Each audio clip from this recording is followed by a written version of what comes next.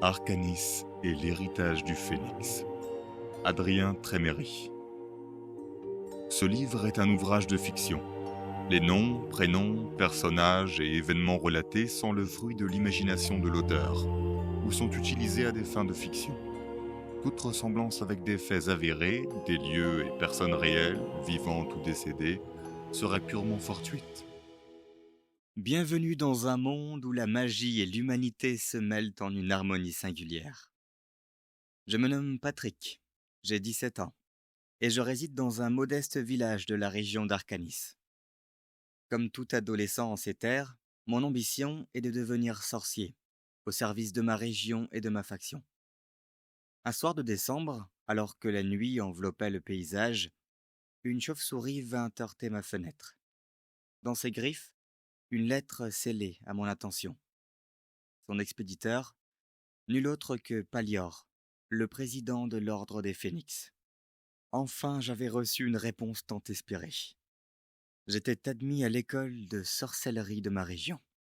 Du moins, j'avais été digne de passer les épreuves d'entrée.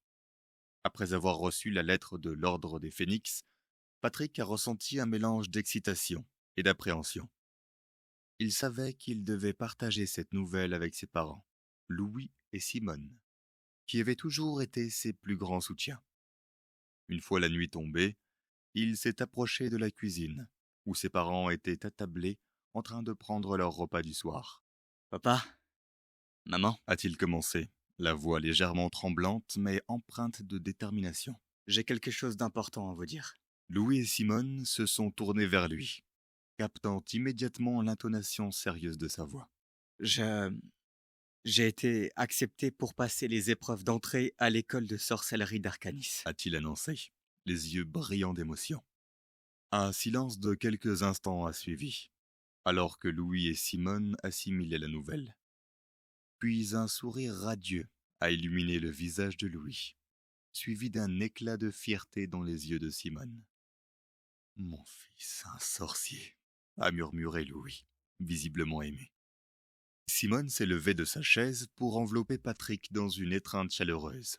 « Nous sommes tellement fiers de toi, mon chéri. » a-t-elle déclaré d'une voix émue. Tu as toujours eu ce potentiel en toi. Et maintenant, tu vas pouvoir le réaliser. Les parents de Patrick ont passé le reste de la soirée à discuter avec lui de son avenir, remplis d'enthousiasme pour les opportunités qui se présentaient à lui. Pour Patrick, voir la fierté et le soutien inconditionnel dans les yeux de ses parents était une confirmation que cette voie magique qu'il s'apprêtait à emprunter était la bonne. Après avoir partagé la nouvelle avec ses parents Louis et Simone, et après avoir échangé des mots d'encouragement et d'excitation pour l'avenir, la famille s'est retirée pour la nuit. Dans sa chambre, alors que Patrick s'apprêtait à se coucher, son esprit était rempli d'anticipation pour les épreuves à venir à l'école de sorcellerie. Allongé dans son lit, Patrick a senti le sommeil l'envahir lentement.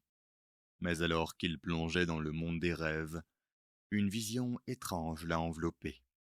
Il se trouvait au sommet d'une montagne, entouré par un halo de lumière dorée.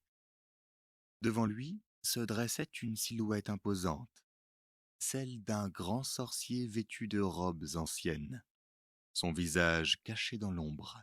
« Patrick » murmurait une voix puissante et résonnante, empreinte de sagesse millénaire. « Tu es sur le point de commencer un voyage qui te mènera au-delà des frontières de ce que tu connais. Mais n'oublie jamais que la magie réside en toi, dans ton cœur et dans ton esprit. »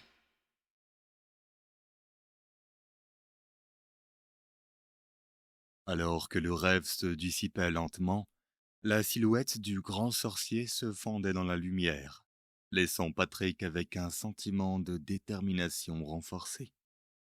Au matin, lorsque Patrick s'est réveillé, il a ressenti une nouvelle confiance en lui, nourrie par les paroles du mystérieux sorcier de son rêve. Avec cette vision en tête, il se préparait à affronter les défis qui l'attendaient avec courage et détermination. Le lendemain matin, alors que le soleil se levait à peine sur le village endormi, Patrick se préparait pour le jour qui allait marquer le début de son aventure magique. À 9 heures précises, comme indiqué dans la lettre de l'Ordre des Phénix, il est sorti de chez lui pour trouver un spectacle qu'il a laissé sans voix. Un immense chat de l'or majestueux, griffon ailé au plumage chatoyant, se tenait là, devant chez lui, attendant patiemment. Ses ailes déployées projetaient une ombre impressionnante sur le sol, et ses yeux perçants semblaient transpercer l'horizon. Émerveillé et un peu intimidé par cette créature légendaire, Patrick s'approcha avec prudence. Le chat de l'or inclina légèrement la tête en signe de salutation, révélant ses impressionnantes serres acérées. « Bonjour, Patrick, » murmura le chat de l'or d'une voix grave mais chaleureuse. « Je suis venu te chercher pour te conduire à l'école de sorcellerie d'Arcanis. Monte sur mon dos. Nous n'avons pas de temps à perdre. » Rempli d'excitation, mêlé à une pointe de nervosité, Patrick grimpa sur le dos du chat de l'or, s'accrochant fermement à ses plumes épaisses. Avec un battement puissant de ses ailes, le chat de l'or s'éleva dans les airs, emportant Patrick vers son destin magique. Alors qu'il survolait le paysage enchanteur de la région d'Arcanis, Patrick sentait une vague d'émotion le submerger. Il se tourna une dernière fois vers sa maison, où Louis et Simone agitaient en signe d'adieu leurs visages rayonnants de fierté et d'encouragement. Pendant le trajet vers l'école de sorcellerie d'Arcanis, Patrick fut émerveillé par la diversité des élèves qu'il croisait en chemin. Des sorciers de tous horizons, montés sur une multitude de créatures magiques, filaient à travers les cieux dans une danse envoûtante. Certains étaient accompagnés de dragons majestueux, d'autres chevauchaient des licornes étincelantes, tandis que d'autres encore naviguaient sur des nuages ou glissaient sur des tapis volants. Alors qu'ils survolaient une forêt dense, une autre silhouette apparut soudainement, surgissant de derrière un arbre. Patrick retint son souffle lorsque son chat de l'or esquiva de justesse une collision avec un autre élève en route vers l'école. Les ailes du griffon frôlèrent presque les branches, et Patrick se cramponna fermement à ses plumes pour ne pas tomber. La rencontre imprévue le fit vaciller sur la selle du chat de l'or, mais grâce à l'agilité de la créature magique, ils évitèrent de peu le désastre. L'autre élève, tout aussi surpris, salua Patrick d'un signe de tête rapide avant de poursuivre sa route à toute vitesse.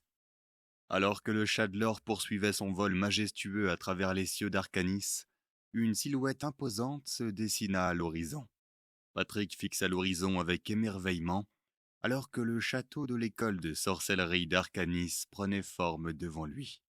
Vu du ciel, l'école ressemblait à un véritable chef-d'œuvre magique. Ses tours imposantes s'élevaient vers le ciel comme des doigts de pierre pointant vers les nuages, tandis que ses murailles massives semblaient protéger les secrets anciens qui se trouvaient à l'intérieur.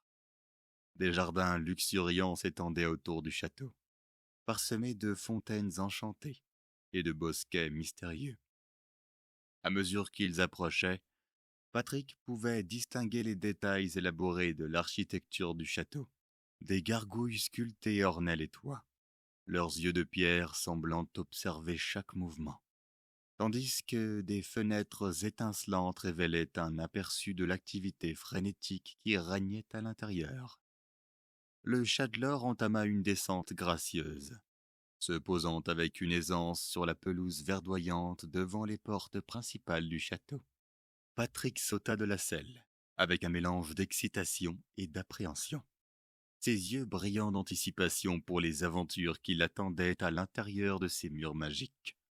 Une fois descendu du chat de l'or, Patrick fut accueilli par les bruits animés de la cour principale de l'école. Des élèves virevoltaient dans tous les sens, certains échangeant des histoires excitantes de leur voyage, d'autres comparant leurs montures magiques avec enthousiasme. Alors que Patrick prenait ses repères, une voix retentit à travers les haut-parleurs dispersés dans l'enceinte de l'école. « Attention ! Attention !» annonça une voix solennelle. « Tous les nouveaux élèves sont priés de se rendre immédiatement dans la cour principale pour l'assemblée d'accueil. » Guidé par la voix de l'annonceur, Patrick se fraya un chemin à travers la foule d'élèves, son cœur battant d'excitation à l'idée de rencontrer ses camarades et de commencer sa nouvelle vie à l'école de sorcellerie. Une fois arrivé dans la cour principale, Patrick se retrouva entouré d'autres nouveaux élèves, tous aussi anxieux et excités que lui. Au centre de la cour, sur une estrade ornée de symboles magiques, se tenait un groupe d'enseignants vêtus de robes élégantes, prêts à accueillir la nouvelle génération de sorciers et sorcières. Sur une estrade ornée de symboles magiques, le président de l'Ordre des Phénix, Palior, se tenait debout, une aura de respect et de sagesse émanant de sa silhouette imposante. Les murmures excités de la foule se dissipèrent lentement lorsque Palior leva la main pour appeler à l'ordre. Chers élèves, sorciers et sorcières en herbe, Commença-t-il d'une voix profonde qui portait à travers la cour principale. c'est avec une grande joie que je vous souhaite la bienvenue à l'école de sorcellerie d'Arcanis. Son regard scrutait la foule, captant l'attention de chaque élève avec une intensité hypnotique. Vous êtes réunis ici aujourd'hui non seulement pour acquérir les connaissances magiques qui façonneront votre avenir, mais aussi pour découvrir la puissance qui réside en vous-même. Une murmure d'approbation se fit entendre parmi les élèves, leurs visages illuminés par l'inspiration et la détermination. Rappelez-vous, Continua Palior, sa voix résonnante avec autorité. que la magie est un don précieux qui doit être utilisé avec sagesse et compassion. L'école d'Arcanis est un lieu où vous apprendrez à maîtriser vos pouvoirs, mais aussi à les utiliser pour le bien de tous.